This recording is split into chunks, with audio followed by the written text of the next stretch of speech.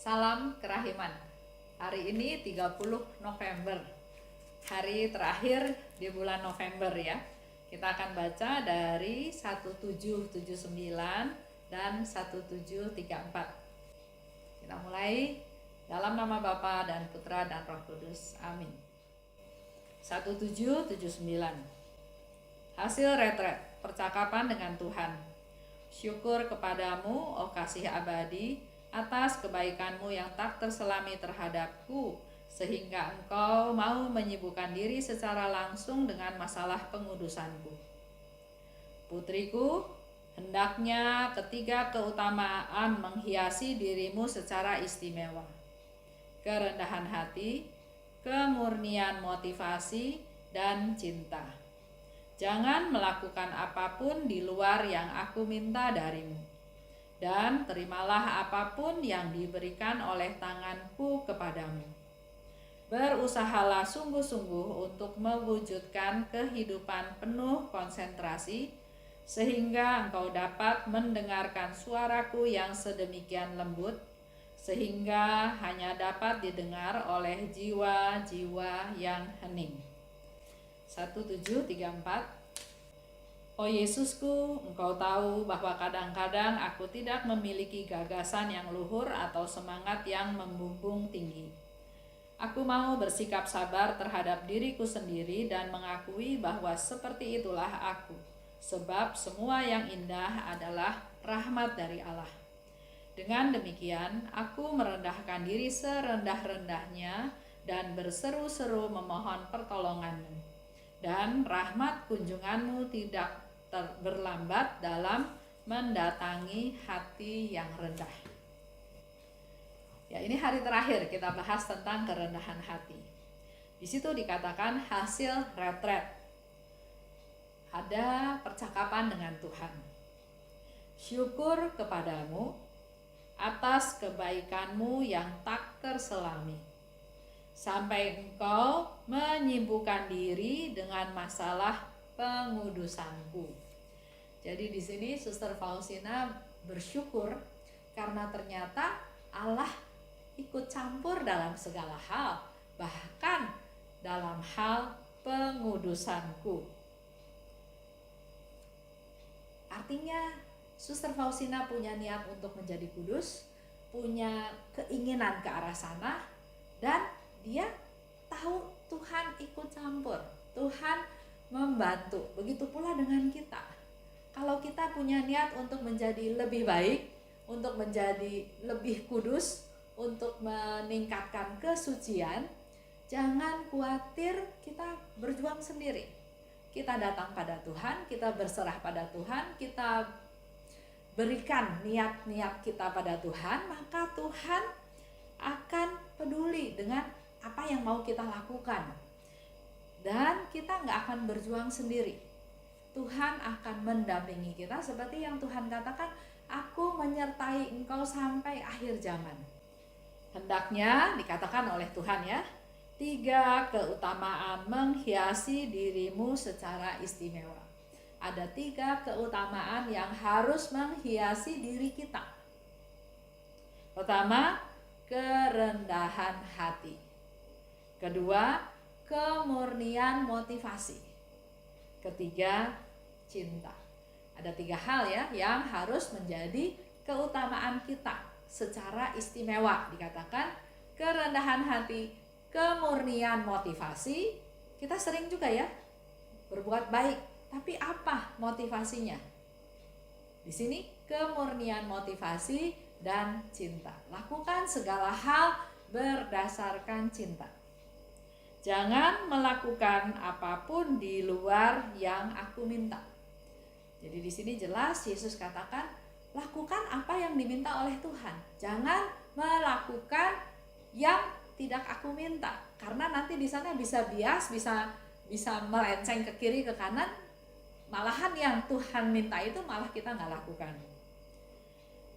Terimalah apa yang diberikan oleh tanganku. Jadi sebaliknya, kita juga punya kewajiban untuk menerima apa yang Tuhan beri. Berusahalah sungguh-sungguh untuk mewujudkan kehidupan yang penuh konsentrasi.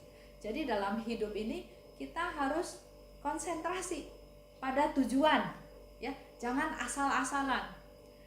Masa pandemi ini bisa menjadi juga masa yang membuat kita jadi nggak ada gairah, jadi nggak bersemangat, jadi putus asa, jadi nggak tahu bagaimana dengan masa depan karena ada banyak ketidakpastian. Kapan pandemi ini selesai? Belum ada yang tahu. Nanti katanya kalau sudah ada vaksin, oke. Vaksinnya kapan adanya? Apakah vaksin itu sudah oke? Atau masih harus diuji? Atau masih ada resiko? Jadi ada ketidakpastian. Nah, ini bisa membuat kita jadi males, atau jadi putus asa, atau jadi bingung ya. Ada satu sharing dari seorang ibu, dia bilang, hidup saya hampa. Saya sepertinya nggak punya masa depan. Saya nggak tahu mau apa ya. Nah, hari ini suster atau hari ini Yesus bahkan yang mengingatkan kita, berusahalah sungguh-sungguh. Jadi bukan sesuatu yang instan, yang gampang.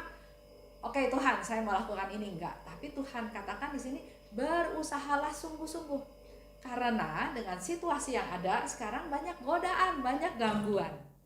Kita diminta untuk berusaha sungguh-sungguh untuk mewujudkan kehidupan yang penuh konsentrasi. Jadi kita punya kehidupan ini, kita punya tujuan. Tujuannya apa? Tujuannya kan kita jalan ke rumah Tuhan. Tujuannya adalah kita supaya memperoleh hidup kekal. Jadi jelas tujuannya ke sana. Nah, kalau kita sudah jelas tujuannya, sudah konsentrasi dengan hidup kita, maka kita pun melakukan hal-hal yang berkaitan dengan apa yang menjadi tujuan kita. Bersyukur, karena Tuhan bilang bersyukurlah senantiasa. Pakai waktu yang Tuhan kasih untuk hal-hal yang positif, untuk hal-hal yang baik, untuk hal-hal yang bisa berguna untuk orang lain. Pakai talenta yang ada untuk membantu orang lain, bukan untuk dikubur, bukan untuk nggak mau berkarya, nggak mau bergerak, nggak mau menjadi alatnya Tuhan ya, tapi justru Tuhan mau kita konsentrasi dengan kehidupan ini dengan melakukan hal-hal yang Tuhan minta. Dia bilang, terima yang tanganku beri, dan jangan melakukan hal-hal yang Tuhan nggak minta, sehingga engkau dapat mendengar suaraku yang sedemikian lembut, sehingga hanya dapat didengar oleh jiwa-jiwa yang hening. Suara Tuhan itu enggak menggelegar ya. Di sini dikatakan kita harus mendengar, harus punya konsentrasi, enggak keganggu kiri kanan, supaya kita bisa mendengar suara Tuhan yang sedemikian lembut. Jadi suaranya itu sangat lembut, yang dimana kita perlu konsentrasi, perlu fokus untuk mendengarkan suara tersebut. Hanya dapat didengar oleh jiwa yang hening. Di 17:34, Yesus, engkau tahu bahwa kadang-kadang aku tidak punya gagasan yang luhur atau semangat yang tinggi. Ini suatu pengakuan dari Suster Faustina bahwa engkau tahu Tuhan, aku tidak punya gagasan yang luhur atau semangat yang tinggi. Aku mau sabar, seperti itulah aku. Karena semua yang indah adalah rahmat Allah. Aku merendahkan diri serendah-rendahnya dan berseru mohon pertolonganmu.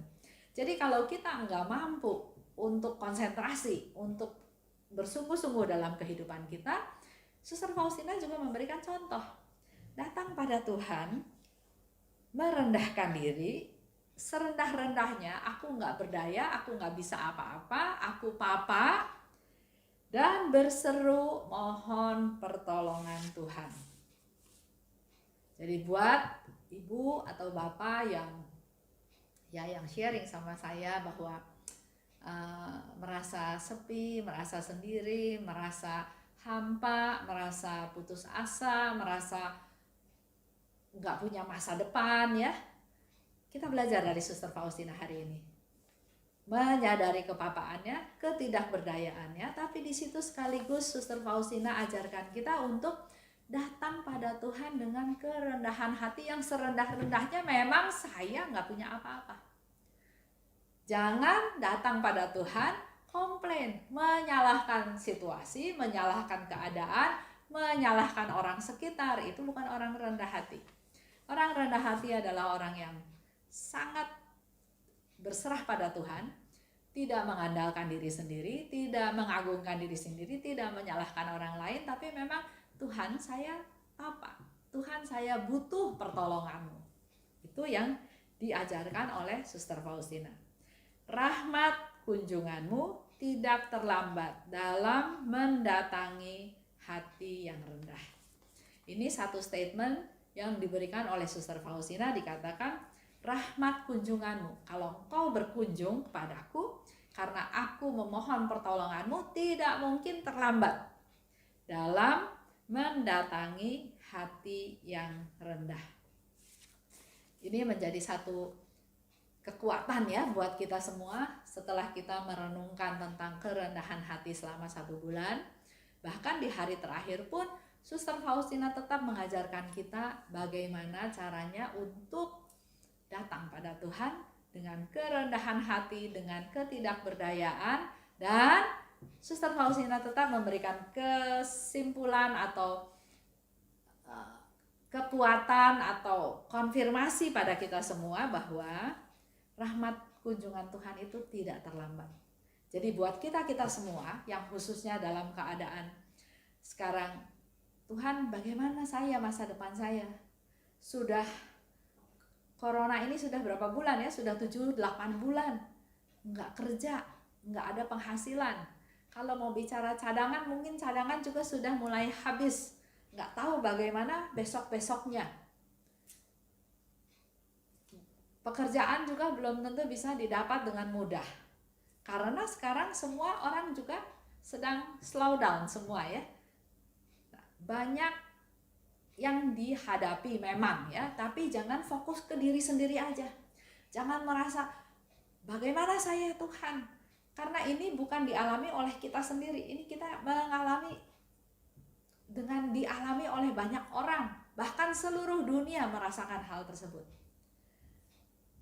Ketidakpastian, ancaman COVID-19 juga masih ada terus, karena tidak ada tanda-tanda, tidak ada gejala, bisa banyak OTG di sekitar kita, di mana kita tetap harus waspada, harus menjaga diri, menjaga kesehatan, jangan sampai tertular. Di samping itu, kehidupan rohani juga yang biasanya kita bisa pergi ke gereja setiap minggu, bisa menerima komuni atau ikut perayaan Ekaristi setiap hari. Memang sekarang ada live streaming, ada pengajaran-pengajaran ya, melalui YouTube, melalui webinar atau hal-hal yang lain, tapi tetap enggak sempurna ya, enggak seperti yang sudah kita alami. Saya punya cucu, saya juga tanya sama cucu saya, enak online, enak offline? Dia bilang, enak offline, enak ketemu sama teman di sekolah, bisa berinteraksi, bisa main, bisa berdiskusi ya.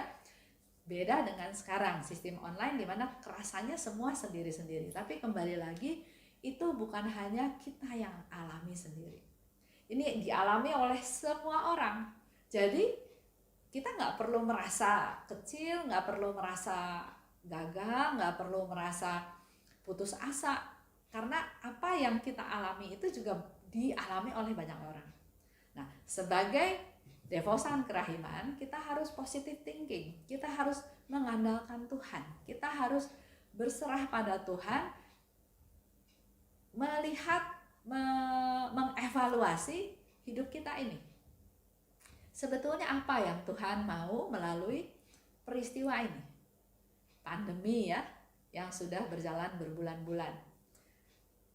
Pemikat KAJ mengadakan juga retret dampak pandemi ini dalam kehidupan pertumbuhan iman Kristiani kita. Juga kalau kita lihat di program KAJ tahun depan, tahun 2021 itu adalah tahun refleksi. Tahun kita mengevaluasi, melihat kembali kehidupan kita selama ini itu bagaimana. Apakah sudah melaksanakan apa yang Tuhan minta?